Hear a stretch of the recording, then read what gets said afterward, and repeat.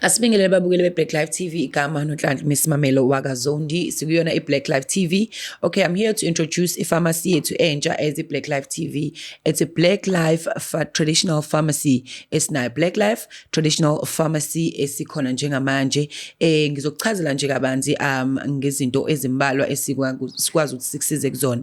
Firstly, if umuntu wesilisa ulapho ekhaya induku yakho ayisebenzi okanye usheshe ukuchame noma mhlambe uyavilapha uma uya ekamereni nomuntu wakho noma mhlambe ke awubi nalowo mdlandla, i-Black Life TV traditional pharmacy iyakhona ukuthi kusize ikulekelele kuleyo nkinga yakho onayo kanjalo. Kunalabantu futhi kuthiwa abanoshukela abasakwazi nokuthi umuntu avakashele ngasekamereni, uyakhoneka ke ukuthi usizakale la kwi-Black Life traditional pharmacy.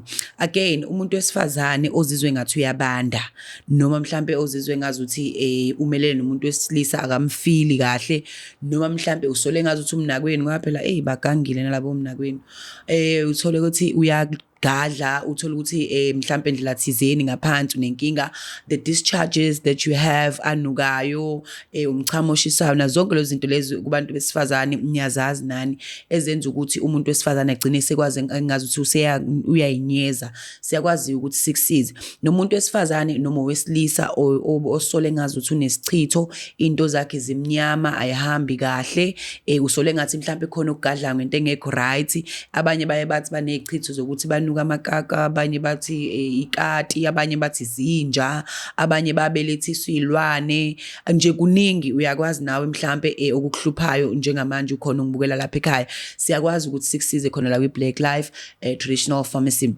Uyafika nje la ekhaya, sikhona ama-offices wethu Trafalgar Building, 141 KE Masinga Road, ilapho sithola khona. Wena nje ufaka u-GPS yakho izokuthatha ikubeke la, okanye futhi if you around la eDurban uyakhona ngalo ukusizakala ukuthi ama-product uma wadinga sikudilivele wona door to door. Siyakwazi ukuza kuwena ekhaya, usinikeze address yakho, then sikwazi ukuthi sikudilivele emnyangweni wakho nje ekhaya. Futhi siyakhona ukuthi nationwide sisebenzisa uPEP to courier any product ekhona. Wena uyasho nje ukuthi imuphi uPEP oseduzane nawe, usend iPEP code yakho, usend a-proof of payment. So oyenzakalayo ke la, if ukude, siyazi ukuthi abantu bake bakholele ekuthenini ama-scammers maningi nani. Okay, ku-right ukuthi ufile ngazuthi awukwazi ukusenda imali nani. You confirm with me, mina ngizokubamba icingo lakho, then uma suyasuka lapho ungisendele i-proof of payment on the number lela escreenini. Then after sending the proof of payment, wena uzobe usuyasho ukuthi umuphi ke uPEP oseduzane nawe. KuPEP oseduzane nawe kuke kube ngcono uma uzosenda igama la PEP. Mhlawumbe let's say you're in a mall, you're gonna send igama le mall elapho, okanye uhambe kuPEP ngqo uyocela iPEP code yakhona. Masu uyahamba ke after 3 to 5 working days, 3 to 5 working days, iphasela lakho ukuze lifike kuwena uma sisendile ngoPEP.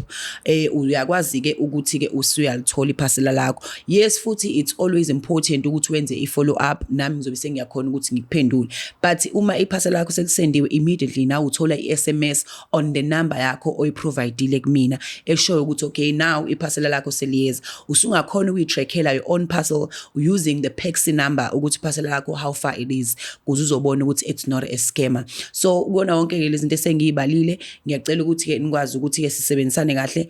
Black Life traditional pharmacy is here to help you. Siyazi ukuthi futhi esikhathini samanje ukuthola ukuthi umuntu inhlanhla zakhe azalwa nazo zahamba ndlela thizeni, noma mhlawumbe usuyile kwabantu awusizakali, libe kuthiwa geza enze izinto ezikanjani.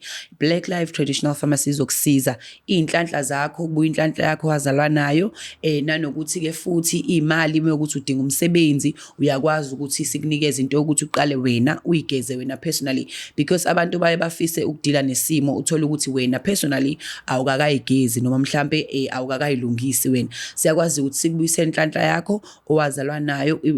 Kwakhona ama-product alapho, uyakwazi futhi ukuthi ke nemali uma ufuna ukuthi umuntu ogembulayo, abantu abagembulayo uyakwazi ukuthi usizakale ube nenhlanhla yakho, ukwazi ukuthi uwine. Abafuna imisebenzi uyakwazi ukuthi uthole imisebenzi. Wena into kumele uyenze, contact us la kulezi number ekhona on the screen, maseke uyasilandela kona wonke ama-YouTube. And thank you so much for following us ngasonke isikhathi, nokusubscribe. Niqhubeke nje njalo subscribe nanokuthi niqhubeke nibukele ama-shows ethu ngokwehlukana kwawo. This is Miss Mamelo.